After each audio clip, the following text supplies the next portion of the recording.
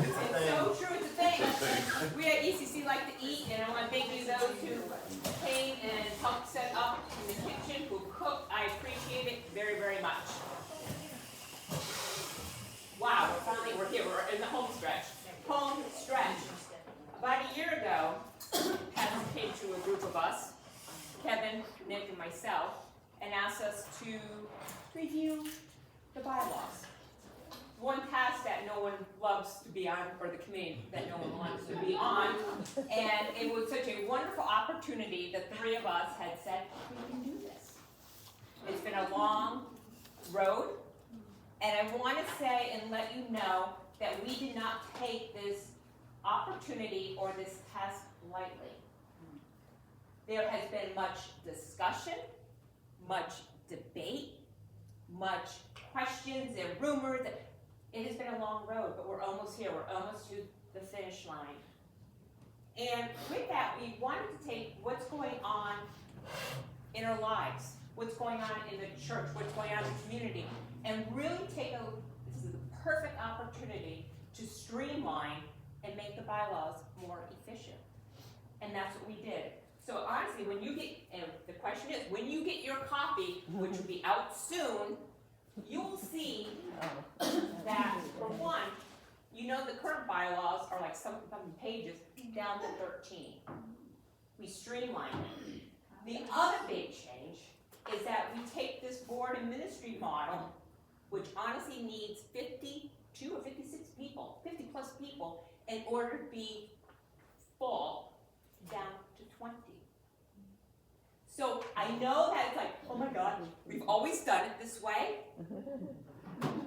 How is this going to happen? You haven't always done it that way. You've only done it that way since 1991. Okay. But that's why we had the first workshop, the growth mindset workshop, to kind of loosen the can, so to speak, and really get you thinking about a new model. Because we've always done it this way doesn't mean it's the right way. Or what happens if we fail? What happens if we go back? It's okay. It's okay that we make mistakes because we learn from them. We pivot and we can carry on.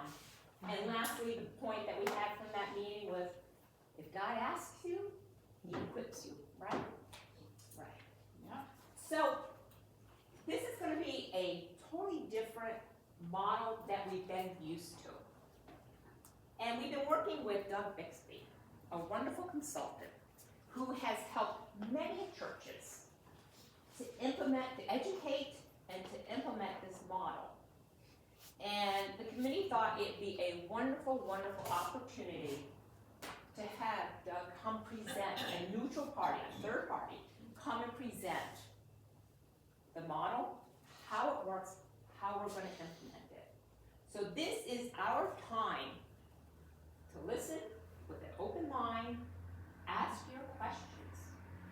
Because when the bylaws come out, there's a lot of stuff around the bylaws, about the committees, but when the bylaws do come out for your review, you can reflect back on what you have learned here today.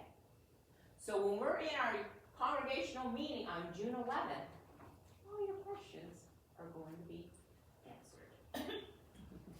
So Doug, I'm going to have you come up.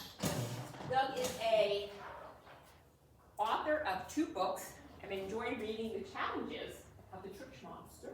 It talks about implementing this type of model within a church.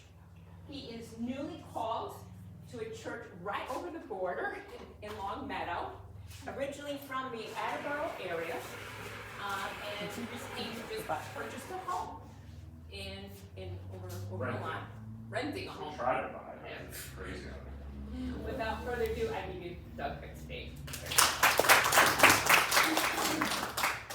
Can we begin with a prayer? God, I thank you for this time together. Thank you for each person here and for the gift of just an opportunity to gather in your name and to learn from each other. In Jesus' name we pray. Amen. I love putting this in front of people because you're all like, what is that? The way I like to begin these is to ask you to imagine, use your imaginations. If if you took all the time and energy that your church people give to the church every year and turned it into matter, this is what it would look like. So this is a year's worth of all the time and energy that people give to the church. And I want to ask you a simple question. What percentage of that time gets used for administration and decision making? And how much gets used for mission and ministry? So don't overthink it.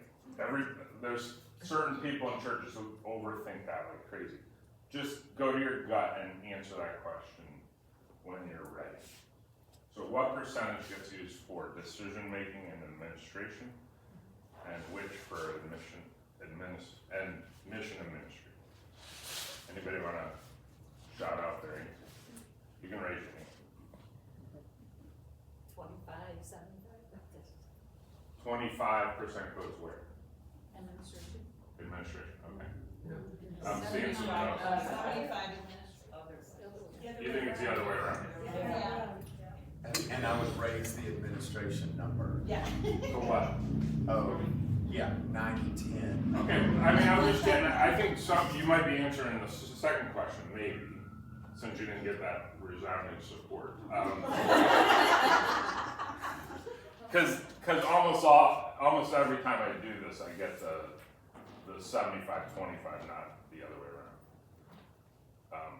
But I even heard 90-10. So a lot of time and energy is being spent on decision making and administration. And there's a sense in which, wow, what if we use the rest or more of that time for mission and ministry? Okay, what do you think it ought to be?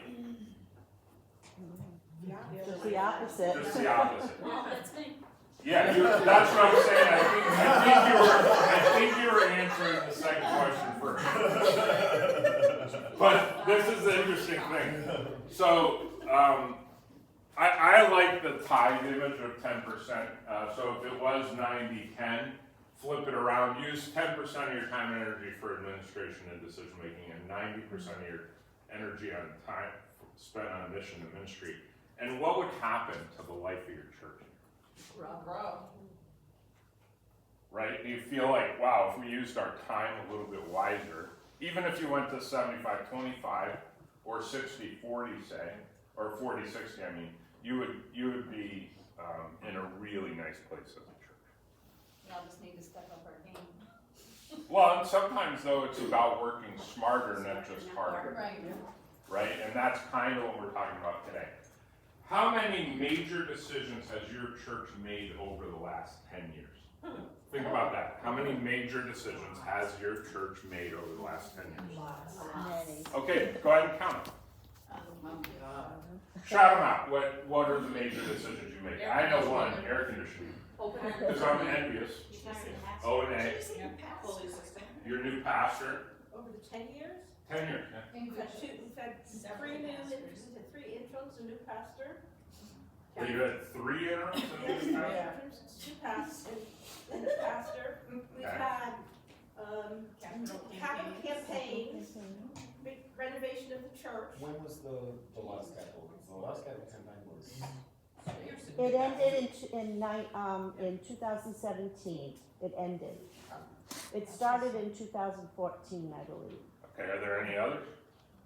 Wow, you think the bylaws took a long time? The church steeple, and Oh, yeah. Okay. the roof. You guys are making more decisions than the average church, but Then we had the leaks on the stage, and this had to be done. that's not major, that's me. Okay. No, I'm joking. I wanted to state it into hand imagery here.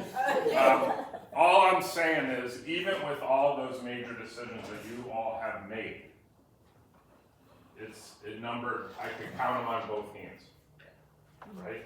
A lot of churches I meet with only need one hand.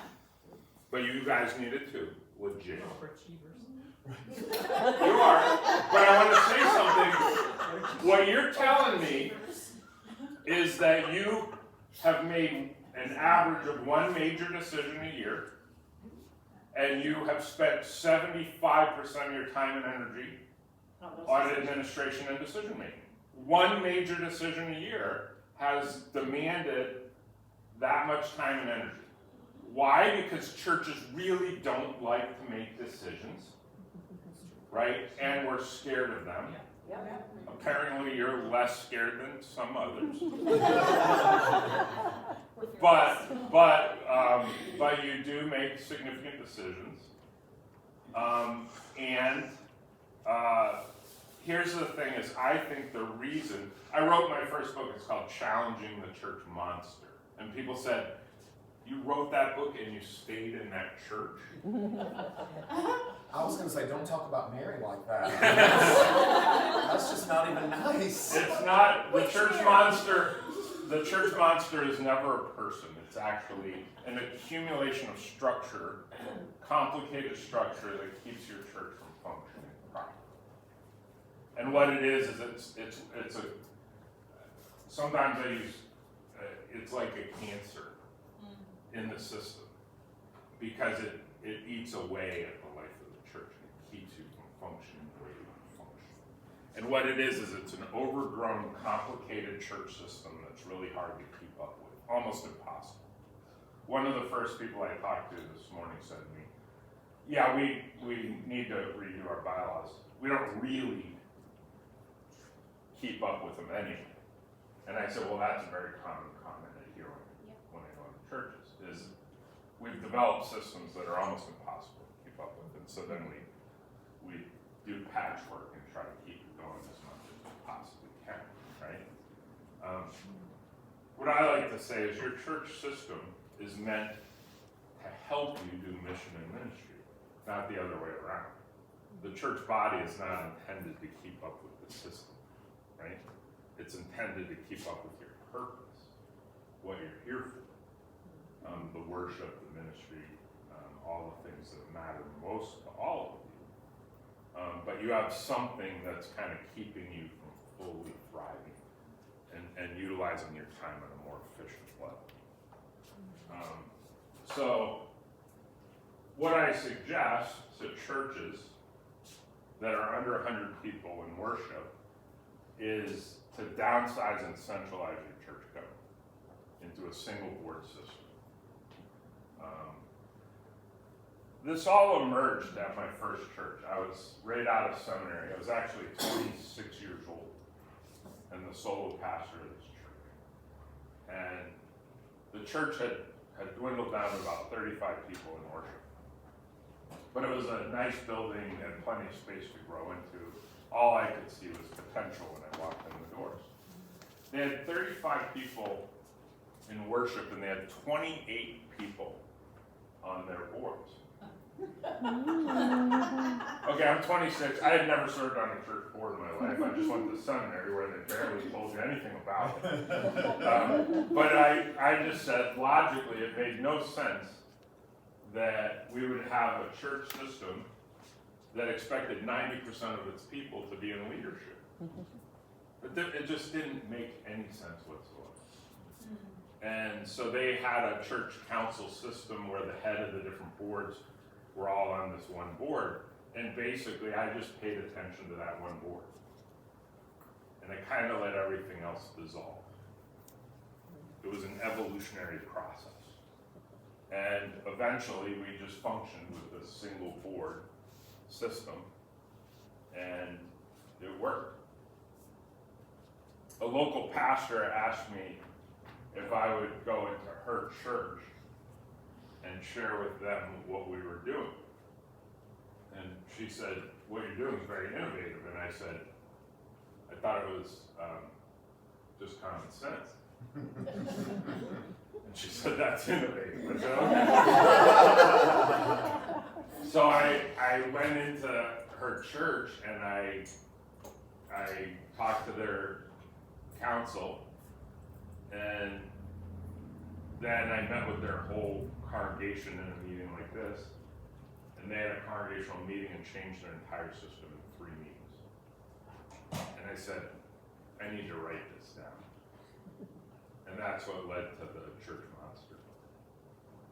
But it also led to me starting to do this. mostly in Connecticut where my first church was, but I've been doing it for like 25 years. And the message has pretty much remained the same. And it's two-pronged. It's downsize and centralize your church governance into a single board system and develop a radical commitment to congregational decision. Because the number one fear of downsizing and centralizing your church governance is that's putting an awful lot of power in the hands of one group of people. Right? Do we really want one group of people running the whole stuff? Right? Lack of trust. Yeah, and mistrust is the number one reason churches don't take this step or don't simplify their systems. And it's why we like to keep our systems complicated, because churches don't like change. And if we keep it complicated, it keeps decisions from being made. And that's the way we like it in New England, right? We don't like change, so if you can't make decisions. You guys obviously have figured out how to make decisions because you got air conditioning in your sink. Right? So, no, my hunch is you made that decision congregational. Right? Yeah. So you already kind of know how to do it. Sometimes I call myself a prophet of congregationalism, but the congregational. And now I'm one of them. I jumped the line into the UCC. So I used to be in a different denomination, and I made the decision to join the UCC, primarily because I wanted to be a part of an open and affirming church. And it is kind of ironic how non-congregational some congregational churches are. And I'm like, you guys have this tremendous resource, because nothing builds trust like turning a decision over to the congregation.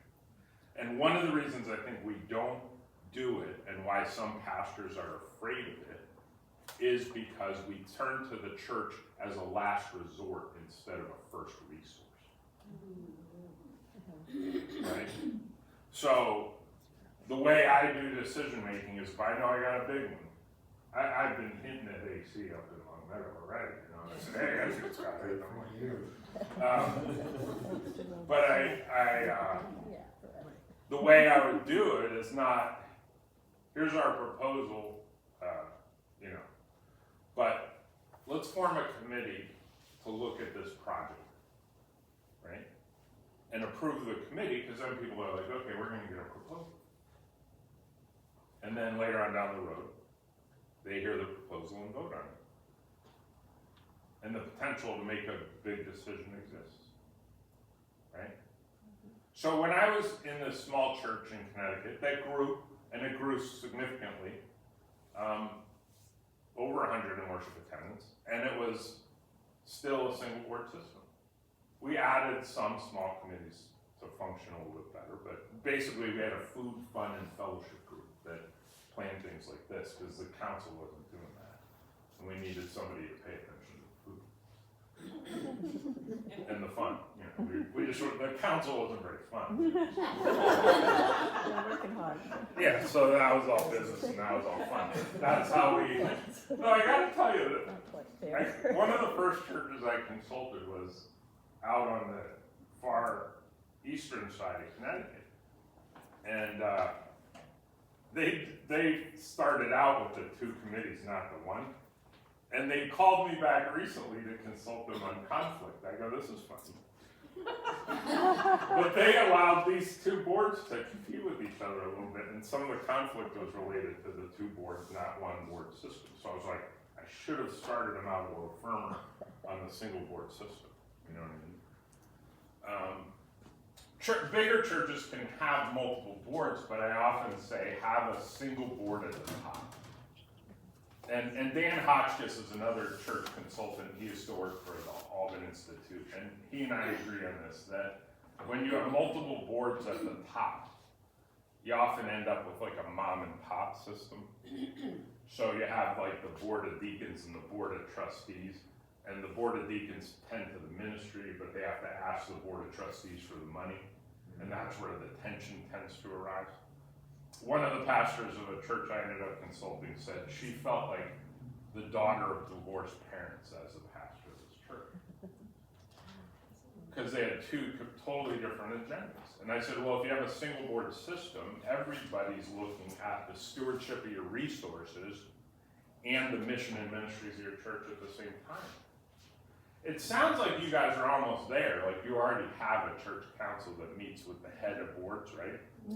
Yeah, so that tends to work pretty well. You're the head of deacons, you said, yeah. Can you tell me what your deacons generally are accomplishing on a regular basis? On a regular basis, we try to keep the sanctuary together. We work with Greg for worship, so for example, make sure that there are greeters. Yeah. We work for an offering. Yeah. Make sure the sanctuaries. Coffee hour. Coffee hour. Yeah, and you set up and serve communion, correct? That's correct, yes. Yeah. Good. And is there a trustee board? You're the head of trustees. It's called stewards, but the same thing. Stewards, and you take care of the building and you take care of the finances, right? Yeah. And what other boards? So is there a board of Christian Ed, or Yeah, who's in charge of that? she isn't here, but I'm the paid staff member. Oh, you're a paid staff. So you Yes. have paid staff and you have a board. Do you go to those meetings? Yes. And I'm outreach.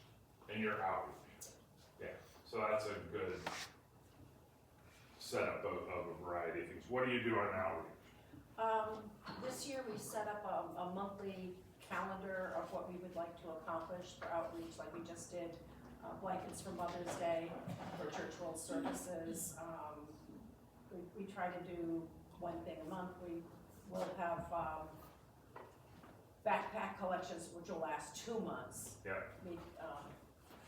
A lot of things like that, reaching out to the community. And does your board meet regular? Are they elected, or are they just like a group that gathers around you as a? They're, right now, it's elected. It's elected, yeah. It's a very small board at the moment. I've lost a bunch of members. Right, so how many are actually on the board? 4. 4, okay. How many are on deacons? It's 10. And how many are on trustees? Right now, Or it's stewards? 7. 7, okay. And all of those are well below what they're supposed to be. According to the bylaws. The bylaws say you should be much higher. She was on outreach, there were 12 people, that was a few years ago. Yeah, And now she said it's down to 4. down to 4. And why do you think that is? Who wants it to be? We don't have the, we don't have the Right. numbers. COVID had a lot to do with it. Sure. We were out of the church and everything was broadcast, so people weren't coming. Yeah, there was a little bit of disconnect because of COVID, for sure. So, so how on earth can you get all that done with a single board system, right? Here's how you do it. So what I call this is portfolio ministry, right? So, what I like to say is every member of the church is a deacon, a trustee, or a steward, that's your language, Christian educator, and an outreach minister. Every member. Right? Every member is a deacon, a steward, a Christian educator, and an outreach minister. Alright? This takes the whole every member's a minister thing to another level. And it gets practical. And what it means is that one person may be in charge of spreading the mulch outside on a regular basis, right? One person, I don't know if you guys got mulch, I just know at my church today they're spreading mulch, you know? So, or weeding the garden, or doing something to help take care of the grounds at the church, right? Or the building. Maybe you really like the dust, and so you dust. So the second thing was, well, that's your steward responsibilities. As a deacon, you could help set up and serve communion regularly. You could go visit shut-ins on a regular basis. You could, help with the food and the fellowship things. Anyone. So this person so far does mulch and likes to provide hospitality in the kitchen. And then regarding Christian education, it might be bringing apple juice to the Sunday school or church school like that, right? Or it might be teaching in a class. And the last thing would be outreach ministry. So I forgot some of the things you said, but maybe do you serve a meal at a soup kitchen or anything like that? Or, Right now, but you said, give me an example. blankets for Mother's Day for church world services, backpack collections, food Okay. drive. So you donate backpacks or whatever, or things for the backpack that goes in. So that's your portfolio. You do a little bit of everything. It's interesting, because sometimes people are afraid to be a deacon because they're like, I don't know if I'm that spiritual, right? And usually you're like, no, you don't need to be that spiritual, you just need to be practical and help us take care of business, and then you convince them to be on the deacons, right? But here's the thing, is if every member is a deacon, anybody can help serve communion on a first Sunday of the month. And you might have 3 people you work with who each are willing to set up once a month, or 1 month every once in a while, and so you spread them out over the year. And they're coordinating, so they bring the juice and the bread, and then they ask 3 other people to help serve communion that Sunday morning. I don't know how you guys do it, if it's 3 or 2 or whatever, doesn't matter. However many they need to get to help serve communion.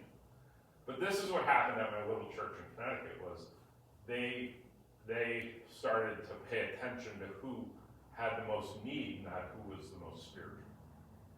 So if somebody had just lost a spouse, or somebody had children who were having trouble in the school or with drugs or something like that, then they would go up and ask those people to help serve communion that Sunday. It was beautiful. It was beautiful. And it was just instinctual that people started asking the people who were hurting the most to participate in serving communion on that Sunday morning.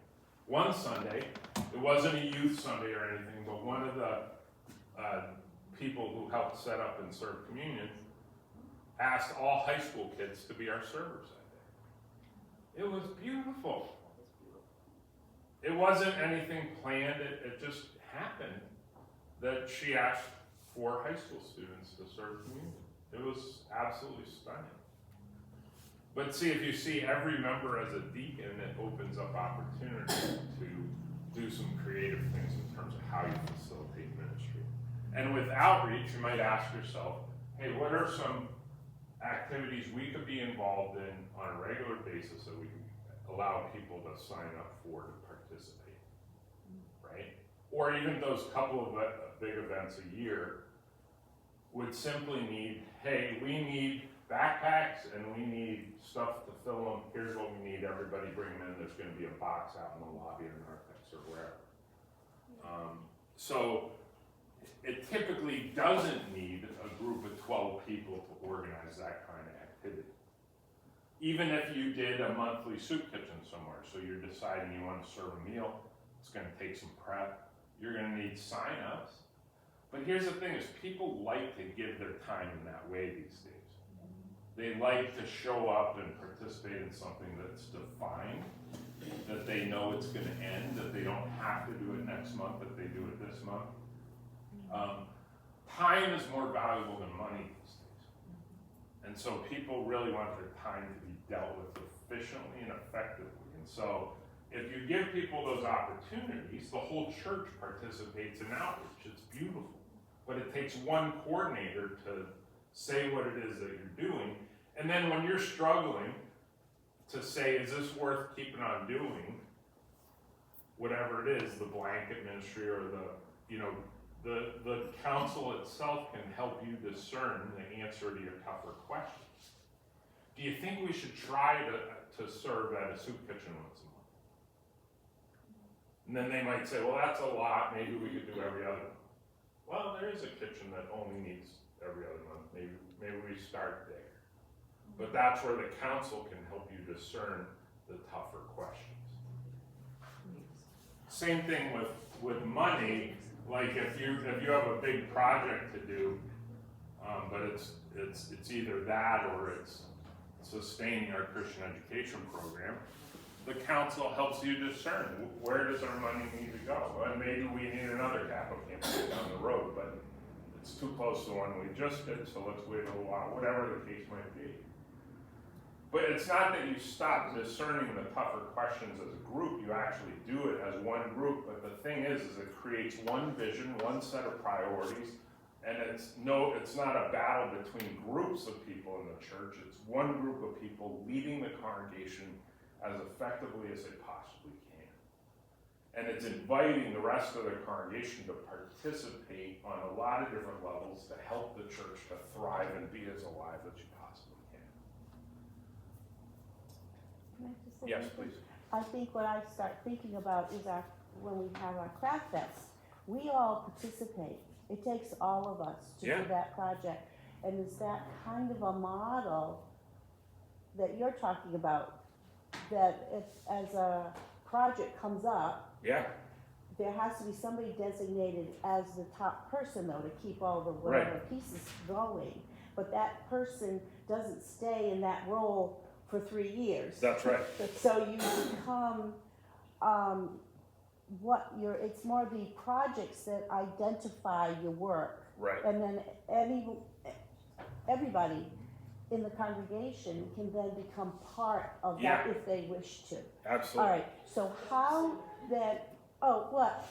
Is that-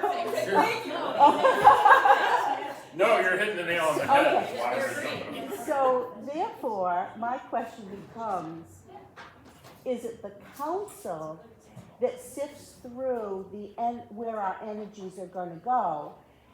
How then do you identify that person who says, okay, I will be the person that will head that up? Right, How so do the you- council how do would you help go? discern that. So if you have an annual event, I'm assuming Craft Fest is annual. When is it? It probably has a date, right? Yes, yes. November. Is it the Yeah. last Sunday or Saturday The or? third Sunday in November. It's a weekend. It's the weekend Okay, so third weekend in in November. November. So right after Thanksgiving then, or right No, before? before. Right before, okay. So the council knows that happens every year and you need a chairperson for that program. And I'm sure there's plenty of people around to remind them that they need to get a person to fill that job, right? So that becomes their job. Is one of their agenda items at their monthly meeting is to discuss who's gonna chair the craft fair. And hopefully somebody like yourself who's actively engaged might have a few ideas. You could also have somebody on your downside centralized governance that's in charge of fund and fellowship type things, right? So there's one person who represents that area of responsibility who can be on the council so that they can remind everybody that we need that on the agenda for this month. And typically I would imagine you want that person to have plenty of time ahead of time. Like you should be figuring out who the chair is for next year now, right? For these projects. Yeah, so it should be on your agenda for now. But what you're saying is that thing needs one person to head it up, and there's a whole bunch of you already thinking about what crafts you're making for the craft fair now. It kind of takes care of itself, but it also needs a head to Definitely. keep the thing alive and keep it structured, and that's an important matter. But you can see, like sometimes people think everything needs a committee. What it often needs is a coordinator. And you need to trust the coordinator to get the work done. And so, I remember my last church was pretty active and it was a larger church, and there were we'd have times when the kitchen was getting used 3 or 4 times in a month, right? So big events like a youth event, we were serving a meal to the community in need, and so there were like 4 or 5 things going on all at once, and I know what happens. The refrigerator, nobody likes to throw anything away in a church. And the refrigerator was just clogged, right? All the leftovers from each one of the events was there. And I knew what was gonna happen, because there was one really crabby lady who was in charge of the kitchen. You know Mrs. Gary there too? Yeah. No, you at least put a smile on it, you know what I mean? This lady, she didn't even bother with the smile, you know? And I knew, so I heard when I walked in the door, they're like, oh, she's going at it in the kitchen. And I'm like, okay. So what do I do? Go right in my office. No, my approach is actually to go right into the kitchen. So I go right into the kitchen and bam, bam, bam, bam, bam, bam. And I said, oh, this is a problem. I get it. The refrigerator's ridiculous and you guys couldn't do what you were going to do. And somebody said, this is what they said, I'm not kidding. We need a committee. we need a committee to keep the refrigerator clean? No. What I suggested is we need one person who's going to be in charge of cleaning out the refrigerator once a month. And if anybody leaves anything in it, there's no apologies necessary. It's going to get cleared out. Yeah, there you go. Don't leave your stuff in the fridge if you want to keep it around. Right. Right? And that's all we needed. But the funniest thing is church people just think everything needs a committee. And I'm like, you don't need a keep the refrigerator clean committee. That's ridiculous. You know what I'm saying? But you know how many keep the refrigerator clean committees we got in our churches? It's crazy. It's absolutely crazy. We throw a committee at everything. And it's totally unnecessary. And what ends up happening is your downsized centralized church governments, your church council, as a single board system, will have a serious agenda every month. And you know what? People don't mind serving on that board because it's serious work and it helps the church. You know, I heard somebody say the last committee you want to be on in a church is a rewrite of the bylaws. That's true, but the other one is who wants to be on the nominating committee in the church? Right? That's how I can tell if a church needs to restructure, is how bad do you not want to be on the nominating? Because here's what happens is you call somebody up and you say, what's your name? Susan. Susan. Hey, I was wondering if you'd be willing to be on our deacon. And you say, Sure, I can't oh, wait. come on. I need somebody else. What's your name? Mary? Hi, Mary, would you be willing to be on our deacons? What do you mean no? What do you mean no? Oh, you don't want it? You don't have time? Oh, you don't need time. You don't really need to even do anything. We just need you to fill the position to keep on with our Bible. Oh, Have you ever heard that one before? no. Oh, you're breathing and have a pulse? Yeah. So here's the deal. So we're giving people authority with no responsibility. And then that person ends up causing trouble in the system, creates conflict, and everybody goes, she's terrible. She is the problem. We already did that. Too late. So here's the deal. She's the problem. And there have actually been books written about her. One of them was called The Well-Intentioned Dragon. And the second one was called Clergy Killers. I've read that one. Yeah. All of us pastors have read Clergy Killers. So these are authors who have taken church conflicts and narrowed it down to the problem as an individual. And here's the sad thing, is that individual is in church because she needs the church to be the church to her. Oh, yes. But instead what we did was we grabbed a hold of her when she was dipping her toes in the water of responsibility and we pulled her into the deep end. And we fed her to the church monster. Right? So the problem is the church monster, it's not her. She's not the problem. Right, then you lose her as a... You not only lose her as a parishioner, but you've left her without the church and without God. Because she's turning around going, those people are terrible, I should have never joined the church, I don't need God in my life. If that's what God in your life means, I'm not going to be a part of it. Then they're done that. Yeah. It's the reality of the life of the church. And if we can simplify our system and make it function more effectively and efficiently than when we're out in the church parking lot. We're talking about, hey, how's your mom doing? Is she okay? Hey, are your kids doing all right? I know you're out in trouble for a while. Instead of, can you believe we're painting the walls blue instead of yellow? Or whatever. Summer sanctuary. Yeah, Beautiful. yeah. A But, committee decided that color. well, committees can decide colors. I'll tell you a funny color story. You want to hear this? This is good stuff. I have it too. So we were changing the color of the carpet in our fellowship hall, right? Yeah, that committee was, I love bless your heart, because that can mean anything. So we were choosing the color, and the committee, it was brutal. We looked at so many different samples and colors, and we were fighting it out, right? You know it's a good committee if there's argument and going, like, tension. Because we landed on a really nice looking carpet. It was a blue, and it was a good looking piece of carpet, right? So I'm like, this is gonna be really nice. The committee took the swatch and presented it to their congregation, and it was unanimous. Ooh.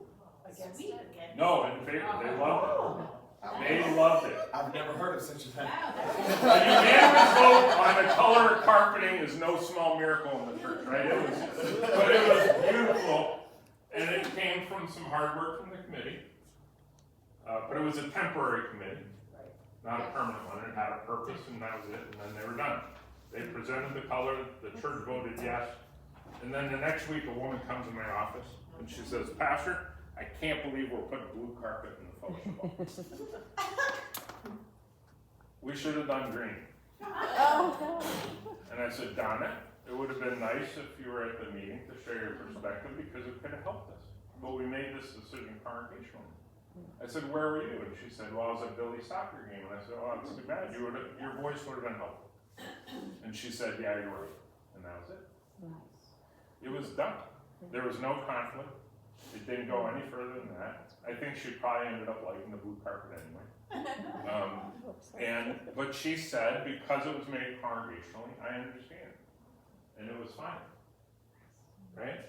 If I had made the decision on my own, we're going to put blue carpet down there, guess what? Even if the committee itself had made the decision without congregational approval, they would have been said and done. And here's my theory, is most conflict that emerges in your church happens because of how you make decisions, not what decisions you make. Because once you make a decision, people go, well, who made that decision? Now I know your pastor wanted air conditioning from the beginning, right? Day one. Yeah, when you're from the South, that's not even an option, right? But actually, it kind of affirms, I know something else he believes, which is that people should worship in the summer. That's right. Yeah, exactly. Well, it creates an environment where it's not so bad going to church on Sunday in the summer, and what a good thing for your church, right? But at the same time, I know your church made that decision congregationally, that other people had a voice and a vote in this situation. God helped us. I'm sure there were some no's, right? God helped us. God helped you. Rhoda Smith helped us. How did Rhoda help? Rhoda is not God, just FYI. No, I didn't say that. I said God helped us, but she did also. Give her some. Yeah. Like with a gift or something? Yeah. Okay. That helps. Money's a Money. mistake. I have a funny story. No, that's I was in my last church. We had air conditioning in the sanctuary, but not the fellowship hall, and other spaces upstairs. And this guy, he was the CEO and founder of a conglomerate of nursing homes, and he was at a funeral for a doctor who worked in our church. And he came up to me and says, "You don't have air conditioner in here, do you, Pastor?" He's like 8 years old. And he's a big guy, bald. He says, I said, "No, we don't, sir." He says, "Well, you do now." I said, "Excuse me?" He says, "You do now." He says, "I'm going to give you air conditioning in memory of these people." Nice. Wow. Yeah. Met him once, Yeah. and he gave the whole. I said, "Well, you don't understand." He said, "Go out and get 3 bids and get back to me next week." And I said, "Ooh, you don't understand congregational polity, do you?" But it wasn't a hard sell, and I got it done. And then I thanked him. I called him up a few months later. I said, "Thank you for that gift. That was amazing." He says, "Well, I never want to see you sweat like that again." I said, "Well, if my sweat inspired your gift, I'll sweat any day." Sorry, that was a tangent. Any other questions about what we've been talking about? Can I ask you about the council now? Yeah. How does that work with, deciding, how do the people who want to serve on council be Yeah. recognized as, and how do you structure that part? So you would elect your moderator. I suggest you have a moderator or vice moderator, and put your vice moderator in charge of stewardship, right? And then you have the head of each one of your boards that you have already, which is deacons, stewards, outreach. And then you might want to have a couple at large, Christian education and food, fun, and fellowship, or whatever you want to call that. So you have a group of around 10 to 12 people on that downsized centralized church governance, right? And then they get elected. But then you stagger them out so everybody's not going off at the same time, but you have actual terms of 3 years. Nominating committee You have a nominating committee that puts together. that nobody wants to be on. Yeah, but you know what? It's fun when it's manageable. But when it's unmanageable and you can't even feel like you're succeeding ever because you're never going to get enough for everybody. When you can actually fill the positions and you need to think through who would be best for that position, it's kind of a fun job actually. Not just calling bodies to fill. Right. You want to call people who are gifted for the area that they're serving in. The one we're planning on having is 20. Is that too many people to have on a committee, a central committee? It seems like 20 might be too many. Is 20, I heard you say that, but. Yeah, this is the breakdown. Okay. To me, it's a little large, right? And it might be just based out of the fear of them having too much power, right? Can you address that? Yeah. So, we're going to say from the model of 56 down to 20, and so for the benefit of those who are not here today, how can you prepare the attendees, and again, thank you so very much for coming today, to say, this model is not going to work because it gives too much power to these 20 people. So, What would you have prepare the attendees here today to counter or to address that concern from another person? well, it's the congregational decision making. That if you believe that your pastor and your council are behind this philosophy of actually making the big decisions together, then your one decision a year thing is quite manageable. I mean, you can make that one decision a year at your annual meeting, or have a couple meetings a year congregationally already planned, one in, say, end of November, beginning of December, and one in June, right? You plan those meetings that are going to be there, and then on occasion, if you need a special meeting, you call a special meeting congregationally to make those big decisions. So the thing is your big decisions are going to be made congregationally. We're not going to try to sneak anything by the church. And you guys, the congregation, can hold them accountable by saying, hey, you told us when we simplified the church system and that guy from Longmeadow came down here and talked to us that we were going to be committed to congregational decision making. It's why I made sure to meet with your clergy and leaders before I came here. I'm like, I got to know that you guys are into it, that you want to do this, because this is the biggest part of the deal. And you're already good at congregational decisions because you've made 10 over the last 10 years. That's seriously, you guys responded more assertively than most churches I've ever met with. This is about 20 people. Yeah. This is what a council meeting would be. Is this too large to get something accomplished in, one evening's worth of work to What run do you an think? entire church? What do you think? I think it's big. It's big. I agree. I honestly think it's big now that I look Yeah. at the size of what 20 people and the the conversations that would go back and forth and to make one decision? Like if You can make it would be almost, you'd need Robert's rules and a different setup, it would be more formal than informal. If you can get it down to 12, it would be more informal. But the fear will go up with a smaller group, but that's why they put 20, not 12. And it's simple here, I'm looking at the structure you've drawn up, and instead of having 2 people on each of those ministry teams, you do 1. You could drop that down to a much simpler system. I don't mean to steer you too far. Oh, yeah, no, I mean. You guys are ahead of the game, by the way, because your committee's already been working. What I usually end with when I'm in these settings is I say, you need to put a task force together that are gonna design this group that's gonna meet on a regular basis. So I think if you could bring it down to 12, they could have an assistant. So if you're the head of the steward, and you had an assistant, that assistant doesn't need to come to the church council meetings, but the assistant can help you get stuff done. But I have a core of like 4 guys And that's okay. that work, you know? Yeah, you can use the 4 on a regular basis, and you can even meet on a regular basis as the coordinator of that realm. Yeah. Same with Christian education. Whoever's the head on the council can have 3 or 4 people actively involved. They're gonna already have teachers, right? Who are teaching the classes, you got a paid position, there's already a team thing going on. Exactly.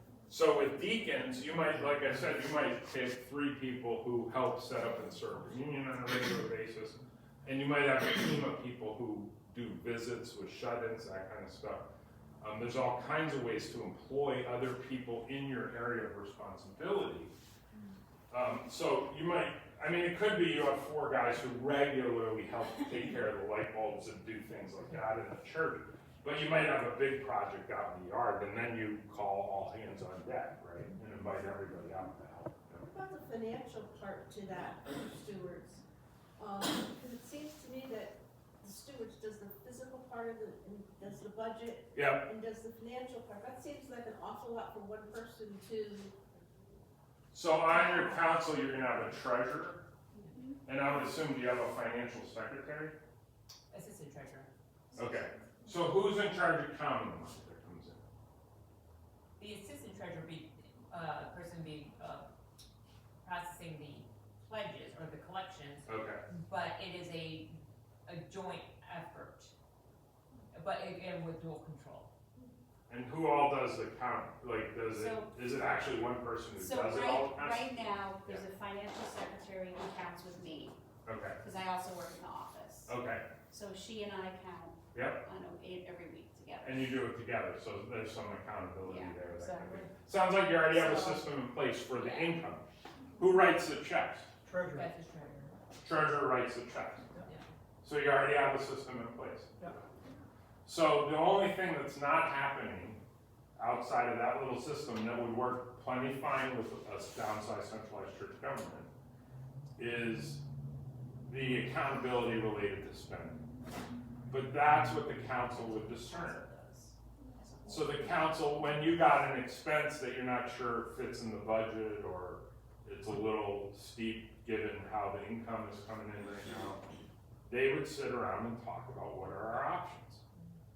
And so it might be, we contract out to do the fence over on the side of the building, or we do it ourselves. And the council has to decide what's more important right now, time or money. And they sit around and they talk about that. That's one of the agenda items that needs to be formed. Whoever's your moderator would work very closely with your pastor in terms of setting the agenda each month. They would also send out a request from all the chairs of the board to get your input on what we need to address this month. And that forms the agenda. Yep. Does your budget presentation change? Do you still budget for Christian education, outreach? Sure. Stewards and that? That is still, your budget stays primarily the same. Absolutely, because you're still spending money in each of those areas. You can probably keep track of it better, and also, again, your discernment becomes what's the most important thing in the life of the church. And even somebody who's been a steward for 20 years can recognize that the most important thing isn't the building, even though the building's still important. But the whole group together can think through things that matter really to the future of the church and the life of the church together, and put the money where it's most important, right? Yeah. I was just saying, I do like the 20. I mean, just listening to folks through the bylaws process, constant, regular concern is about power consolidation. Right. And I think that's a nice hedge. Is it maybe a little less efficient sometimes? I could see that, but I think the number of thoughts I've heard about that make me think 20 is good, but I would love any other input. Yeah. I'll get some of that. So, the thing that I think about with the 20 and downsizing that are two things. Number one, still, if we had to average out what we're getting into church on Sunday morning right now, 60 is probably our number, I'm expecting y'all to be here in the summertime, remember that, right? But still, right now, 60. So if we're talking about 20 people on a unified board, we're still talking about a third of the church in leadership, right? So that's a good percentage. The second one is every month that this board meets, we're gonna have to do substantial work. Yep. Right? Like, that's going to be a productive meeting. And when you have 20 voices sitting around the table, and Nick, you know the people in this church. They love for their voice to be heard, even when they have nothing to say. That 20 people sitting around the table makes it exceedingly difficult to make decisions. And I think that's the nice thing about a congregational system. I mean, if folks seeing the two options lean more towards a smaller board, kind of relinquishing those, some of those concerns about power consolidation in the name of efficiency, I think that would be great. I mean, the thing that I've been thinking about with us downsizing this is, so, if we say that we on average have 57, or that we have 60 people sitting in worship, and that our current bylaws say that we need 57 people to accomplish the bylaws. Right. That means that every person sitting in church on Sunday morning needs to have a position. Joyce, you need to take a position on deacons this next month. Okay? Dot Wilbur needs to go on to stewards. Right? This is what we're talking about. That right now, we need every person that is sitting in church on Sunday morning to be serving on some board to fill out our current bylaws. And if we go from that to, 33% of people that are sitting in church on Sunday morning need to fill out that. I met with one church that had literally 4 positions for every living body in their church. Wow. That people were serving, all of them were serving on more than one board. Yeah. Oh my goodness. And I don't even think they changed their system after I met with them. And I'm like, you all, this is a life or death decision is what it was. And the amazing thing is when you simplify, it brings life into the church. And it helps you to function more efficiently. You understand that? Yeah, we're talking about something that we don't know what these 20 positions are. Yeah. Could Linda or somebody read what's, not, I know we love the council and all, but what are we talking about? No, she's 2 with worship and ministry responsibilities, 2 with property fiscal responsibilities, 2 with missions and outreach, 2 with Christian education, 2 stewardship and fundraising, and 2 fellowship and development, 2 advocates for church membership, 1 pastoral relations, and then the 5 officers. But what really, up until this point, Nick, we took it from 50 plus down to 20. We never thought, okay, if we did down to 1 with an assistant that is not in here. Yeah. That is an epiphany. Yes.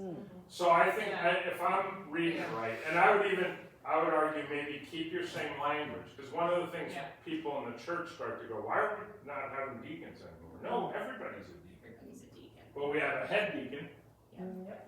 and we have a head steward, who's in charge of properties, not not the big financial discernment anymore, but in charge of properties and has a team working with him. So it's not that people aren't working together anymore, as a matter of fact, we're working more together and we're wasting less time in meetings. So who would do the investments in the budget, not the physical? You can still have a committee if there's a specific So who purpose. makes that committee? The council. Council. And you might want to approve it at a congregational meeting. Yeah. Cause hey, they're taking care of your finances, so you wanna make sure people who are capable are doing that, right? Yeah, which is, unfortunately, the document hasn't been approved by council yet, and that's why you can't see it, but that's part of the model, is that there will be 2 meetings a year. One will be just for finances, where that will be, those types of things will be talked about and decided. But and also things get a little more transparent with the whole congregation, Absolutely. and that's where there's Super more accountability. I would challenge you, I really think that a smaller governance, like around 12, only because 12 and below function as a small group and a discerning body. You get above 12, and you have a body that needs to use Robert's rules and motions. And there's nothing wrong with motions. I even advocate. Well, it can. This is chapter 5 in my book. Is you want to use Robert's rules of order as much as necessary, but as little as possible. You want to make a quick decision, have a motion. If you want a slow decision, throw out a topic. Like a topic would be new carpet in the fellowship hall. A motion is, this committee is proposing a blue carpet for the fellowship hall. And then people vote on it. And then you get the unanimous decision. So the motion helps. But discernment is really talking through some tough stuff. And a group of 12 can do that and provide proper governance. A group of 20, here's the problem is then you have people not showing up because they don't feel necessary. But if you have a group of 12, people are going to feel necessary, and they're going to feel like they need to be at the meetings. And if they don't, their voice doesn't get heard. Yeah. I believe the thoughts of having 2 would be like we'd have the main person and the second person who's gonna take over when that first person goes off, because we're looking at a 2-year term, if I remember right. Sometimes you can get an assistant who's good at being an assistant, but they don't want to be on the council. Yeah. So I wouldn't tie any of that together with taking over, but it does expose them to Right. responsibility. So that they have an idea of what's happening, so that they're not green when. So even if the head deacon had one assistant who works with you, maybe you set up and serve communion once a month, and he or she sets up and serves the next month, and you take turns. You know what I mean? Or the CE person works with you as a director, and so you're doing a lot of hands-on stuff. We But- already function like that. Yeah. So the CE, I'll let the cat out of the bag now. Your CE board is already behaving as if these. And that's what Place. typically happens, is we Because evolve. We we don't evolve wanna go to into meetings these every things, month. especially when you have a staff person. Yeah. There's less need for the whole committee. And outreach is starting to work that way too, Yeah. as we have unfortunately lost people due to unforeseen circumstances. So it's just 4 of us, we meet, we knew what was on the calendar, we go out, we find people to do that function. The funny thing is that's not gonna change, it's just that they don't have to come to a meeting, you're going to the meeting, Yeah. you make the bigger decisions and they help you implement them. So Our you meetings find, have only lasted a half an hour. Yeah, so then Mary would then find the people to, or ask the people to. Exactly. yeah. Exactly. What I'm saying is you're already kind of behaving this way, Yep. you just need to write it down. You know what I mean? And get it more precise so that you're not feeling bad about what you're not doing, but you're feeling good about what you are doing. Do you ever do a bylaw revision for like 1 year and then go back and revisit before it's etched into stone? Yeah, I don't think 1 year's enough. Like maybe what you do is set it up as a 3-year experiment. So vote it into place and see how it goes. Because that's the other thing, is this doesn't have to be permanent. Churches are really good at adding structure, they're not good at simplifying.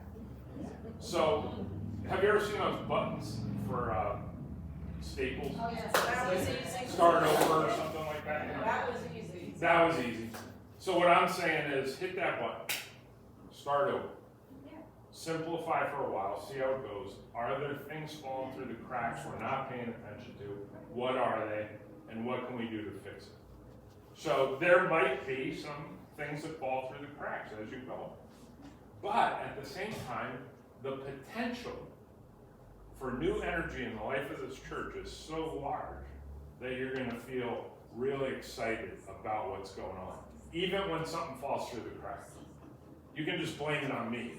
Oh, that was that consultant guy. You know, yeah. So there's a lot of potential for re-energizing and moving in a new direction. And after 3 years, if you're like, this is crazy, let's go back to having every member on the boards. Right? No, that'll never happen. But what you might do is reframe it again.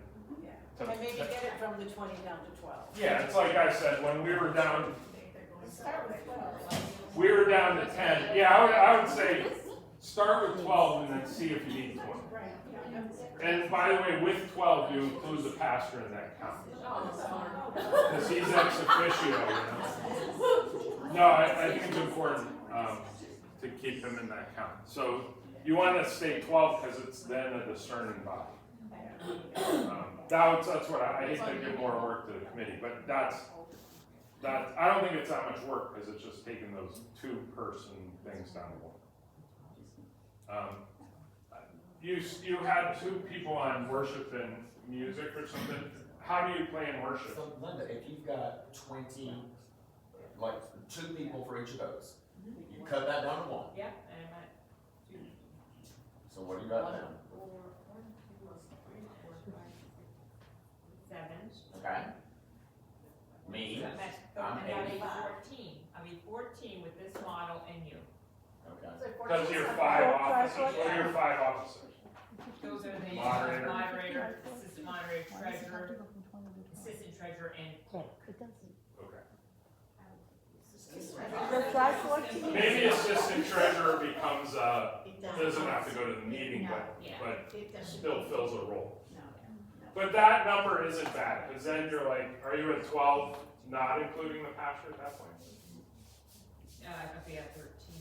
13. I'm at 14. 14. Yeah. We'll try 14, that's down. I was gonna say, maybe drop the worship and music, just because I'm guessing your music minister and the pastor do most of the planning, is that correct? Yeah. So people think it needs a committee again, but you have 2 staff people who are paying most of their attention to those things. So leave that alone. Then let the council will hold the pastor and music director accountable. Actually, everybody holds the pastor and music director. So we have like 200, 60 bosses every Sunday morning who tell us what they think on the way out. You know what I mean? I can't believe we sang that hymn again. We sung that hymn. Where's the circle sign? Oh, you've met Leia, haven't you? Yeah.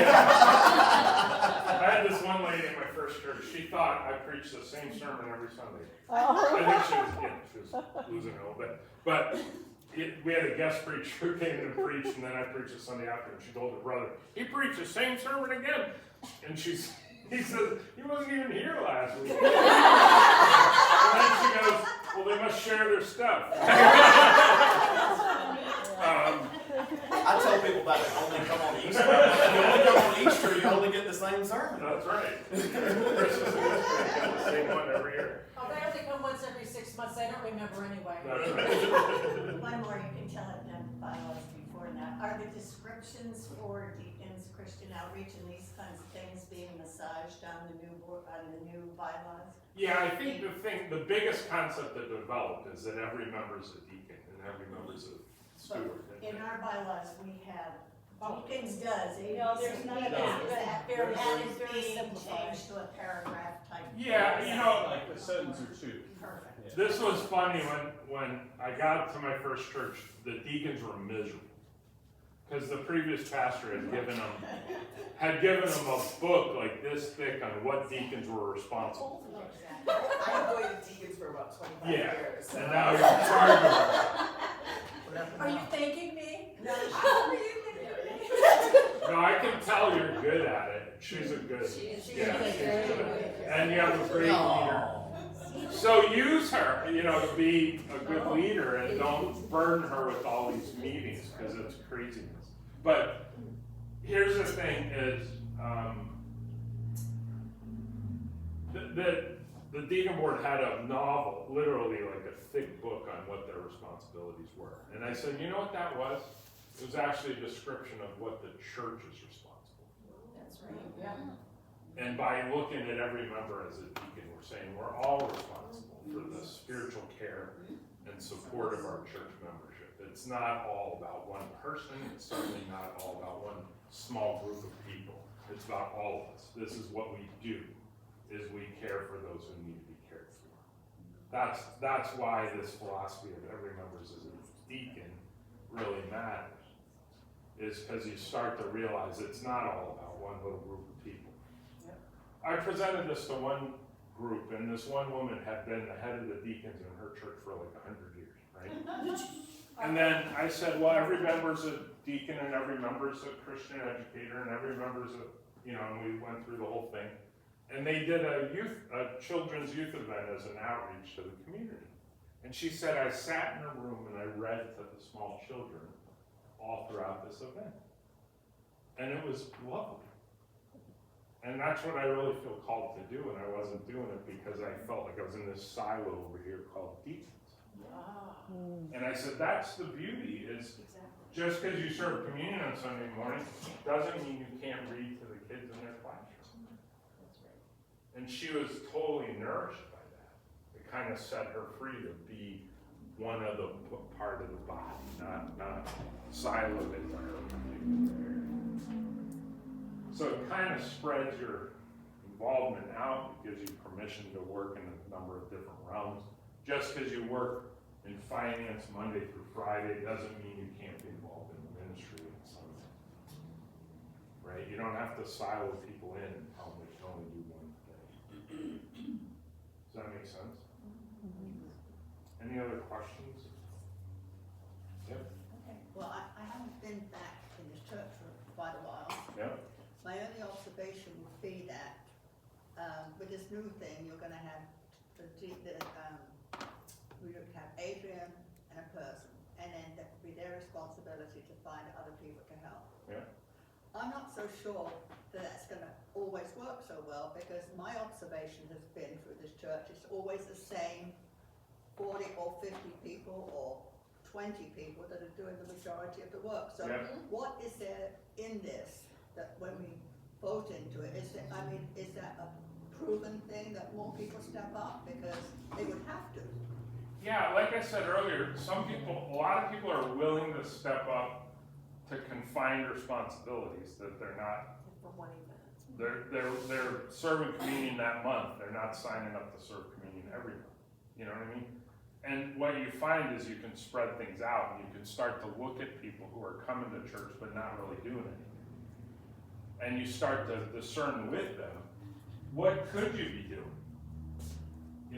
What do you feel God might be leading you to do? And then they don't need to sign up for the biggest responsibility. A lot of times they start with something small. Yeah. What I'm finding, I do come to church every week, we do broadcast it every week. Yeah. So we may have the same 60 people or 75 every single week in church, and those are the people that are doing everything. Yeah.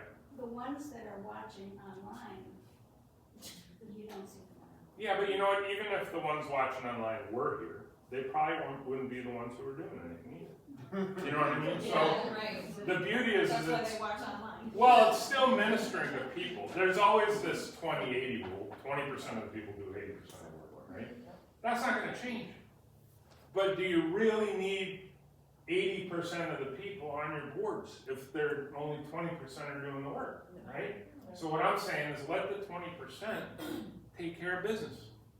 And then invite people so you have more and more of that 80% involved and engaged. And they don't mind engaging in the deep end. Yeah? So if there's a project to do on deacons and she's looking for people, could the council then she go to the council, who do you think I could ask? Sure. For this, so that then that person has more knowledge,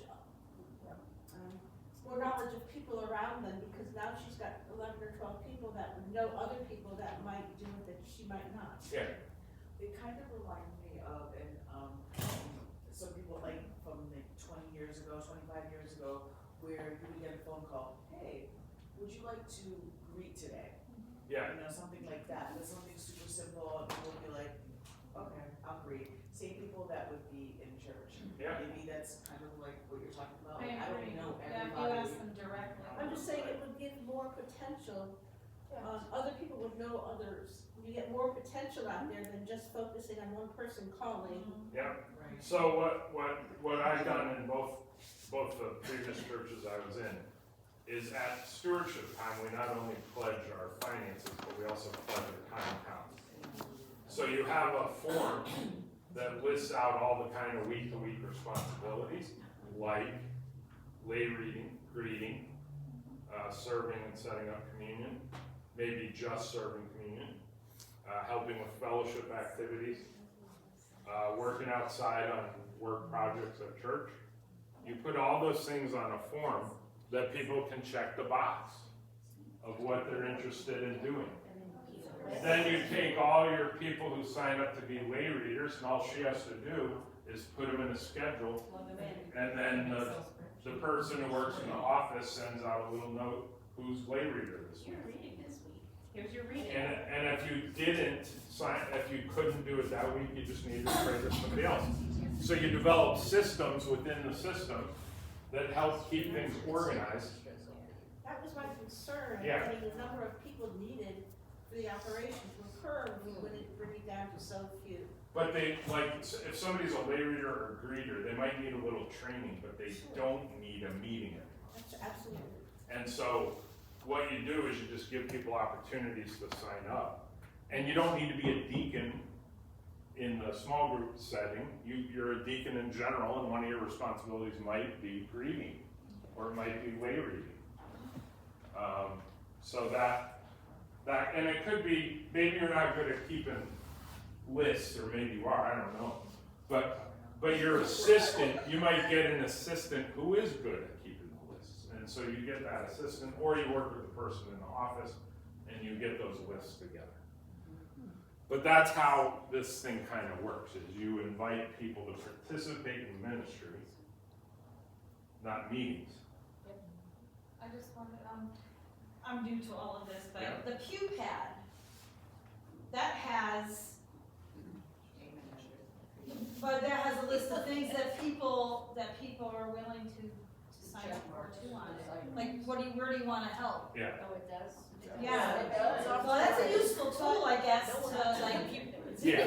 I don't but think to you know see about that. who's willing to go and do something somewhere. Yeah, but if, We've had a list when we joined the church. That was one thing you did when you joined the church. There Yeah. was a list that said, where do you see yourself? So I'm sure there's something in some computer that has a list of all the things that we can sign up for. I think we should start a committee to get that together. Task force. your pastor could probably sit down and make that list Yeah, in right about 10 away. minutes. It wouldn't be that hard. It's an easy list to create, yeah. If we could get rid of youth sports on Sunday morning, we I would know. have hundreds of people Yeah. who are doing these jobs, so if we work on that for us, we'd Yeah. really appreciate No, it. I hear it. I know, I live it. We That's all what it's do. done. Yeah, it's a And challenge. that's the gap that's missing Yeah. in a church that has a lot of extra energy for Right. no time. Hey Pam, I hate to Yeah. tell you, if they got rid of youth sports on Sundays, those people would find another reason not to come. Well, in golf. There's all kinds of reasons, yeah. It's the truth. But I would focus on who you got now. Yeah. And keep building, slowly but surely, because it seems to me, you guys are a good church, you got a lot of good things going This on. is a great church. Yeah. Yes. And instead of, I mean, it's easy for all of us to look back at our glory days and how our Sunday school rooms were filled 50 years ago or whatever. But you know what, it's not that time anymore, and our mission is tighter. And that's why we need to use people's time more effectively and efficiently. is because people don't mind participating in something that works well. But when they come in and recognize that it's filled with complication, there's a lot of mistrust, there's a lot of infighting, there's a lot of this, that, and the other thing, people don't want to be a part of that.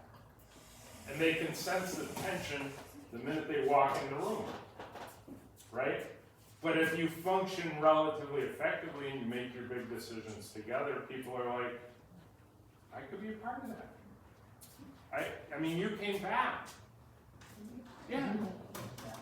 I mean, that's a great example of somebody who said, hey, this wasn't working for a while, but I sense there's something new happening. And this is good. That's how God works. And I think you're going to see it more and more if you take it all just one step at a time. Yeah. And you give it a chance, you know, to simplify and function a little more effectively with a little more trust. You know, your pastor and your leaders are not out to get you.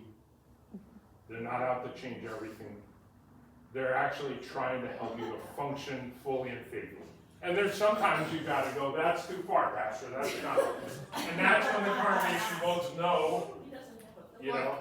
See, that's where the problem is. You have people coming into the church, new voices, new eyes. Yeah. You know, and then, no offense to anyone who's been here forever in the day, but there's some people that are still affiliated with the church that are putting a damper or being Feel the threatened by that. gray cloud or the black cloud amongst them and spreading stuff to the new people coming into the church saying, you know, we don't want you here, or this or that, you know, and There's a this is where a lot of the problem is too.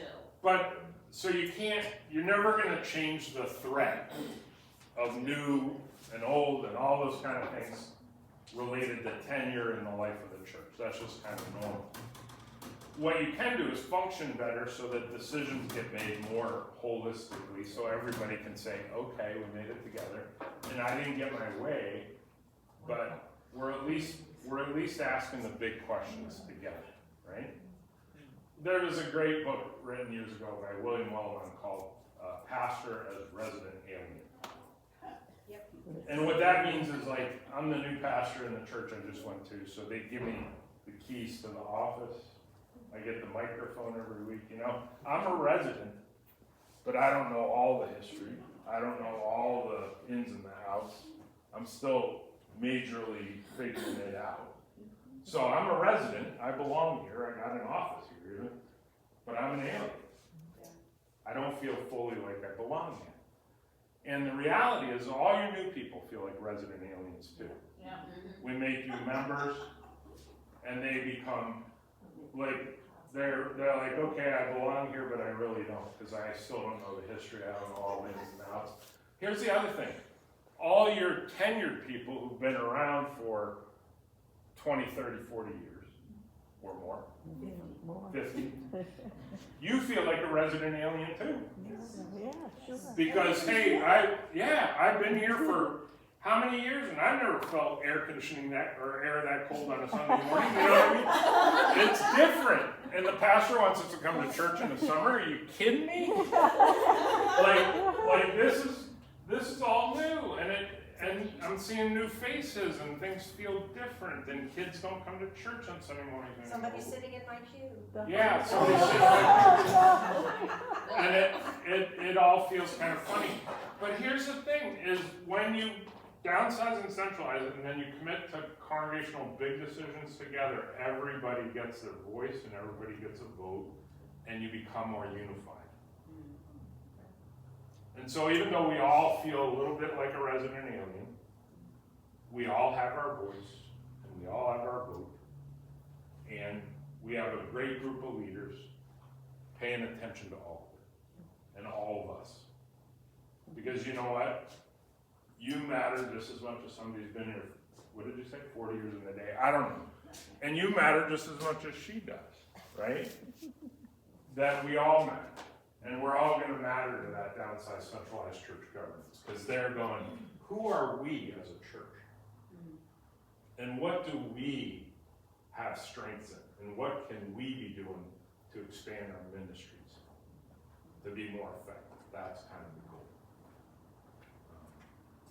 So, I think you got a really good thing going, and I think your committee's done some great work.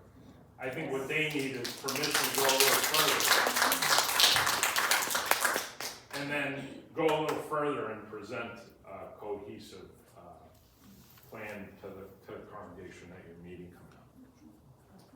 Does everybody feel like that would be a good plan for the next step?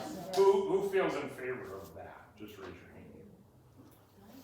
Yeah, so there's kind of uniform, not totally.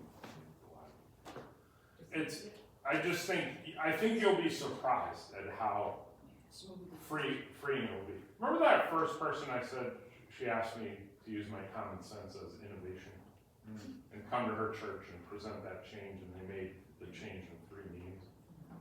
I went into her church building one day just to say hi. A few months later, and her husband was coming out of the church.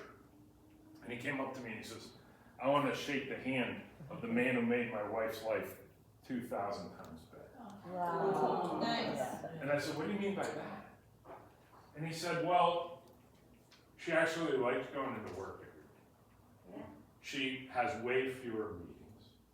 Decisions are being made more effectively and efficiently. And the church is enjoying themselves more. That's right. It's got goosebumps. And I'm like, wow. Right? I mean, that was quite an affirmation from somebody's husband.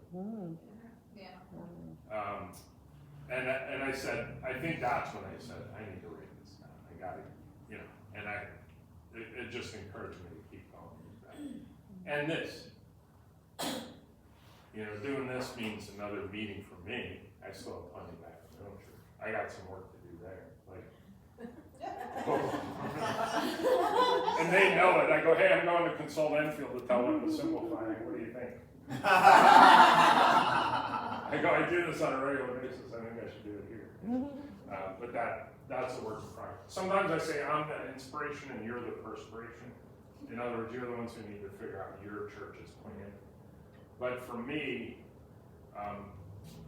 now I need to be both the inspiration and perspiration there. And try to, that's different than just coming in and painting a picture for you guys to live into. But I sense really good things in this room.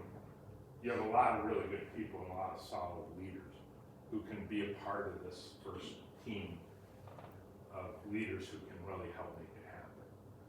And then you got to figure out how to disperse people. So you might have people serving 2 years, 3 years, or 4 years to start, or something, as a way to spread out who's cycling off. But the beauty is you actually have terms too, and things get where they change over. The other thing is I like to encourage, how are we doing? Okay, I'll bring it in with this. I like to say you should evaluate your ministries, not your minister. And by that I mean I have a thing called, and I'll send you this in an email. It's called an overall ministry review. And you ask, how are we doing at fellowship? How are we doing at worship? How are we doing at outreach? And how are we doing at discipleship?